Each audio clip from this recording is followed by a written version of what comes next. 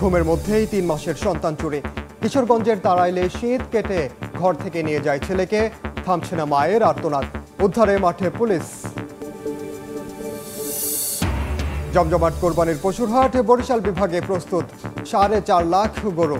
চাহিদার তুলনায় যোগান বেশি থাকায় সংকট হবে না আশা সংশ্লিষ্টদের। এবং আমদানি রপ্তানি বাণিজ্যে নতুন ইতিহাস, সরাসরি পতেঙ্গা টার্মিনালে ফিরল জাহাজ। $1 বিলিয়ন বিনিয়োগে সৌদির রেড সি গেটওয়ের আনুষ্ঠানিক কার্যক্রম শুরু। ঘুমের মধ্যেই ৩ মাসের সন্তান চুরি। শীত কেটে ঘর থেকে ছেলেকে চুরির পর আর্তনাদ থামছে না মায়ের। কিশোরগঞ্জের তাড়াইলের এ ঘটনার পর শিশুটিকে উদ্ধারে মাঠে নেমেছে পুলিশ। নূর মোহাম্মদের তথ্য ও মোহাম্মদ শরীফুল ইসলামের ছবি নিয়ে রিপোর্ট। ৩ মাস বয়সী শিশু জুনায়েদকে বুকে নিয়ে ঘুমাচ্ছিলেন মা। ঘুম ভাঙতে দেখেন পাশে নেই প্রিয় সন্তান। মায়ের বুক ভাঙা আর্তনাদে কাঁদছে পুরো গ্রাম। সন্তান জন্মের আগে থেকে কিশোরগঞ্জের তাড়াইল উপজেলার তালডাঙ্গা এলাকায় বাবার বাড়িতে বসবাস করেন নাজনীন আক্তার। রোববার রাতে শিশু জুনায়েদকে নিয়ে ঘুমাচ্ছিলেন মা। ভোরে ঘুম ভেঙে দেখেন বিছানা খালি, নেই ছোট্ট জুনায়েদ। পুরো ঘরে খোঁজার এক পর্যায়ে দেখতে পান খাটের সঙ্গে লাগানো টিনের বেড়ার নিচে শীত কাটা। দুর্বৃত্তরা সেখান দিয়ে চুরি করে নিয়ে গেছে শিশুটিকে। এরপর থেকেই কান্না থামছে না সন্তানহারা এই মায়ের। বাবু লড়ে চলে না, কই কি রে বাবু লড়ে চলে না, তাই দি বাবু নাই। আগান পড়ছে, আমি মসজিদে যাইতাছি, ওই রাস্তায় মানে এক মহিলা একটা বাচ্চা কোলে নিয়ে যাইতাছে। এইটু দেখছি। সর্বোচ্চ তদন্ত করে সর্বোচ্চ শাস্তি চাই এগুলো। খবর পেয়ে শিশুটিকে উদ্ধারে মাঠে নেমেছে পুলিশ। কোথাও ছেলেটাকে ফেলে দিয়ে গেছে কিনা, এটা কোনো হত্যাকাণ্ডের মোটিভ কিনা, সব দিক থেকে বিবেচনা করে আমরা আমাদের কার্যক্রম শুরু করেছি। শিশু জুনায়েদের বাবা সাজ্জাদ হোসেন ব্যবসায়িক কাজে ঢাকায় বসবাস করেন। সময় সংবাদ, কিশোরগঞ্জ। বাংলাদেশের আমদানি রপ্তানি বাণিজ্যে নতুন ইতিহাস সৃষ্টি করেছে চট্টগ্রাম বন্দর। পতেঙ্গা কন্টেইনার টার্মিনালে বিদেশি জাহাজ ফেরানোর পাশাপাশি কন্টেইনার হ্যান্ডলিংয়ে বাংলাদেশে আনুষ্ঠানিক কার্যক্রম শুরু করল সৌদি আরব ভিত্তিক প্রতিষ্ঠান রেড সি গেটওয়ে। এ নিয়ে অন্তত $1 বিলিয়ন বিনিয়োগ করল সংস্থাটি। সাক্ষাৎপুর ক্যামেরায় বিস্তারিত জানাচ্ছেন কমল দে। সোমবার দুপুরে পতেঙ্গা কন্টেইনার টার্মিনালে সতর্কতার সঙ্গে ফিরছে বিশ্বখ্যাত শিপিং প্রতিষ্ঠান মার্কস লাইনের মালিকানাধীন কন্টেইনারবাহী জাহাজ মার্কস ডাব্লিউ। এর মধ্যে দিয়ে সৃষ্টি হলো বাংলাদেশের আমদানি রপ্তানি বাণিজ্যের নতুন ইতিহাস। মূলত সৌদি আরবের প্রতিষ্ঠান রেড সি গেটওয়ে এই পতেঙ্গা কন্টেইনার টার্মিনাল পরিচালনার দায়িত্ব নিয়েছে। মার্কস ডাব্লিউ জাহাজে সিঙ্গাপুরগামী কন্টেইনার তুলে দিয়ে নতুনভাবে দায়িত্ব শুরু করলো তারা। এর আগে চট্টগ্রাম বন্দরে কখনো সরাসরি বিদেশি বিনিয়োগ আসেনি। অর্থনৈতিকভাবে আমরা অনেক বেশি লাভবান হব। খুব ভালো বিদেশি ডলার আমরা পাচ্ছি এবং পাবো আগামী 20 থেকে 22 বছর।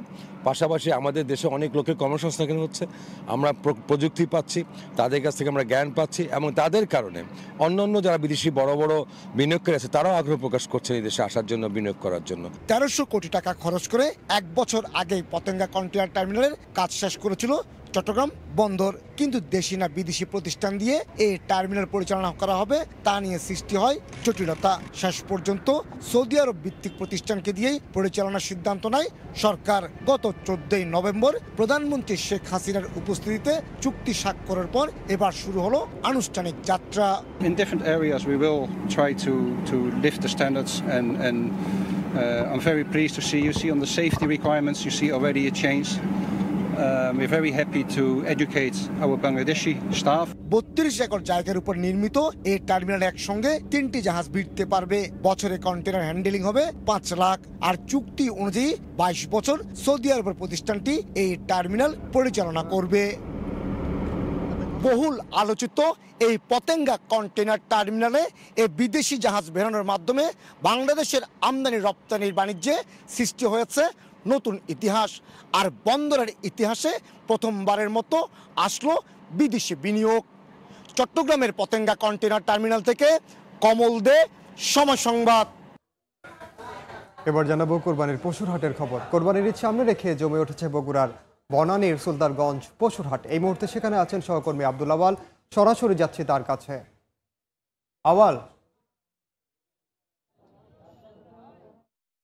পশুর হাটগুলো জমে উঠতে শুরু করেছে। আমি এই মুহূর্তে দাঁড়িয়ে আছি বগুড়ার বিখ্যাত বনানীর সুলতানগঞ্জ হাটে। এই যেই সুলতানগঞ্জ হাট, এই হাটে কিন্তু আজ দুপুর থেকেই ঠিক বিভিন্ন রকমের ষাঁড় গরু উঠতে শুরু করেছে এবং আপনারা দেখতেই পাচ্ছেন ঠিক বড় বড় জাতের যেগুলো ষাঁড় গরু রয়েছে সেগুলো কিন্তু আজকের হাটে উঠেছে এবং ফ্রিজিয়ান জাতের সাদা কালো রঙের একটি ষাঁড় গরু আমরা দেখেছি প্রায় 28 মণ ওজনের। এটি এখন পর্যন্ত আমাদের দেখা এই বগুড়ার যতগুলো পশুর হাট হয়েছে সবচেয়ে বড় আকৃতির এই গরুটি। এটির ওজন প্রায় 28 মণ এবং বাহাদুর নামের এই গরুটির দাম কিন্তু তার মালিক এখন পর্যন্ত 11 লাখ টাকা হাঁকিয়েছেন এবং ক্রেতারা কিন্তু 7 থেকে 8 লাখ টাকা পর্যন্ত ফিরতিতে সেই দাম বলেছেন। এবং শুধু বাহাদুর নয়, অন্যান্য যেই এই পশুর হাটগুলো রয়েছে সেগুলো কিন্তু অন্যান্য যে পশুগুলো আজকের এই সুলতানগঞ্জ হাটে উঠেছে সেগুলো কিন্তু আসলে দাম কিন্তু মোটামুটি প্রায় 1 লাখের উপরে এবং মাঝারি আকৃতির যে সমস্ত কুরবানির পশুগুলো আজকে গরুগুলো উঠেছে সেগুলোর দাম কিন্তু ক্রেতারা হাঁকছেন 70 থেকে 1 লাখ টাকা পর্যন্ত এবং ছোট আকৃতির যে সমস্ত কুরবানির গরুগুলো রয়েছে সেগুলোর দাম কিন্তু মোটামুটি 55,000 থেকে 70,000 টাকার মধ্যে। তবে আমরা এই যে সুলতানগঞ্জ হাট, এই হাটটিতে অন্যান্য বিগত হাটেরগুলোর চাইতে আজকে কিন্তু বড় আকৃতির যে গরুগুলো রয়েছে বিশেষ করে ষাঁড় গরু সেগুলোর আর যোগান কিন্তু আমরা বেশি দেখেছি এবং আমরা ক্রেতাদের সঙ্গে কথা বলেছি। তারা আমাদেরকে যেমনটি জানিয়েছেন যত দিন গড়াবে কুরবানি ঈদ সামনে আসবে তাদের যেই প্রান্তিক পর্যায়ে খামারগুলো রয়েছে সেই খামারিরা কিন্তু তাদের কুরবানির পশুগুলো হাটে নিয়ে আসতে শুরু করবেন এবং বিক্রির চেষ্টা করবেন। এবং আমরা যেই ক্রেতাদের সঙ্গে কথা বলেছি সেই ক্রেতাদের মধ্যে কিন্তু সবচেয়ে বেশি চাহিদা ছিল মাঝারি আকৃতির গরুগুলো। এছাড়াও এই মাঝারি এবং বড় আকৃতির গরুর বাহিরেও যেগুলো হচ্ছে গাই গরু বলা হয়, এগুলো বাচ্চা হয়ে থাকলে সেগুলোরও কিন্তু উপস্থিতি ছিল এবং এই হাটে এখন পর্যন্ত ছাগল থেকে দুম্বা সব রকমের পশুর উপস্থিতি আমরা দেখতে পেয়েছি। এই ছিল বগুড়া থেকে আমার কাছে কুরবানির হাটের সর্বশেষ খবরাখবর। সরাসরি যুক্ত ছিলাম বগুড়ায়। ঢাকার ফিলিস্তিন দূতাবাসের সামনে সহকর্মী রেলোপাতারি গুলিতে নিহত পুলিশ কনস্টেবল মনিরুল ইসলামের গ্রামের বাড়িতে চলছে শোকের মাতম। গ্রামের ঈদগাহ মাঠে জানাজা শেষে দাফন করা হয় মরদেহ। নৃশংস হত্যাকাণ্ডে দৃষ্টান্তমূলক শাস্তির দাবি পরিবার ও এলাকাবাসী।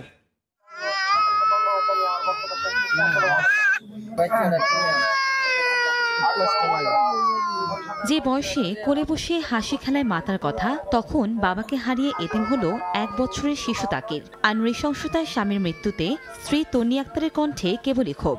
আমার স্বামীর এত নির্মম ভাবে হত্যা করা হয়েছে, আমি নিজের হাতে হওয়ার বিচার করব। আমার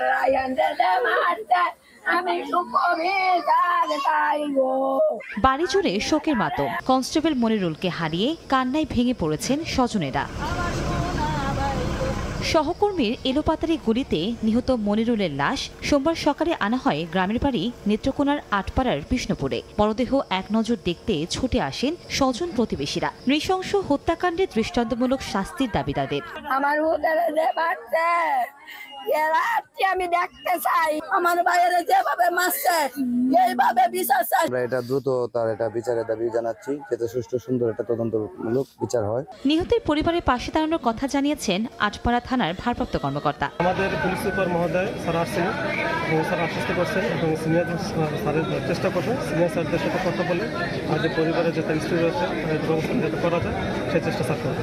সকাল 10টায় স্থানীয় ঈদগাহ মাঠে জানাজা শেষে পারিবারিক কবরস্থানে দাফন করা হয় মনিরুলের মরদেহ।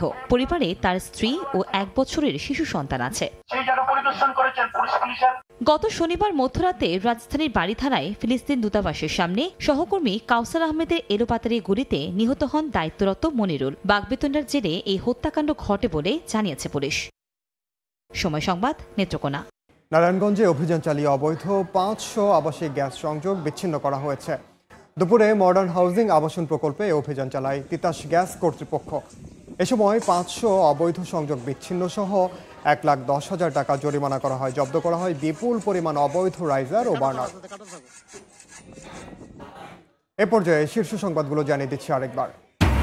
টিলাধসে আবারও মৃত্যু। সিলেটে টানা বৃষ্টিতে মাটি চাপায় প্রাণ গেল শিশুসহ একই পরিবারের 3 জনের।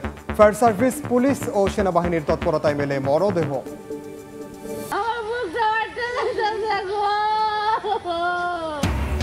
ঘুমের মধ্যেই 3 মাসের সন্তান চুরি। কিশোরগঞ্জের তারাইলে শীত কেটে ঘর থেকে নিয়ে যায় ছেলেকে, থামছে না মায়ের আর্তনাদ, উদ্ধারে মাঠে পুলিশ।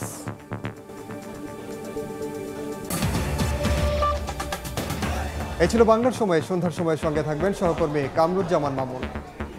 ইনান, আপনাকে ধন্যবাদ।